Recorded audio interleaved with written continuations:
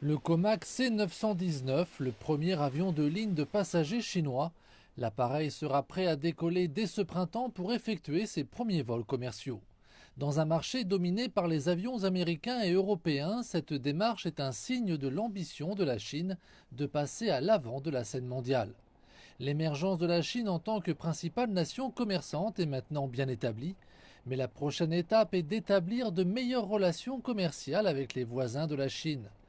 Cette idée entre dans le cadre de la politique connue sous le nom d'une ceinture et une route, le long des routes commerciales de l'ancienne route de la soie et les anciennes liaisons maritimes. L'objectif de la Chine est de créer une nouvelle plateforme commerciale au sein même des pays en développement. Et en échange de cette ouverture des marchés, la Chine propose d'aider ses voisins à construire l'infrastructure dont ils ont tant besoin. Le manque de construction d'infrastructures, ils ont besoin d'argent, ils ont besoin d'entreprises appartenant à l'État. Les entreprises privées occidentales ne sont pas intéressées pour investir dans l'infrastructure.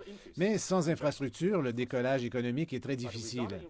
Sous le gouvernement Trump aux États-Unis, l'effort d'impulsion nécessaire apparaît plus grand.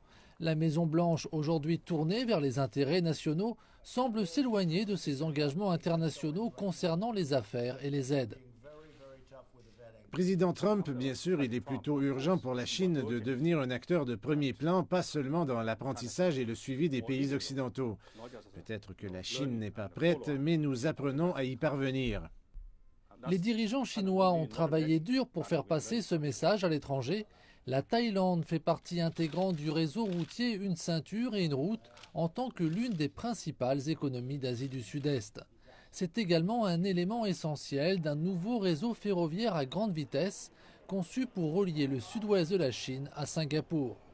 Mais l'accord sur la construction a stagné après les plaintes émanant de la Thaïlande, affirmant que les conditions de prêt pour le réseau ferroviaire n'étaient pas favorables.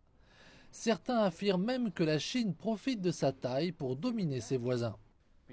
Pour être un leader régional, la Chine doit être beaucoup plus mesurée, beaucoup plus magnanime, bienveillante et ne pas en faire la démonstration.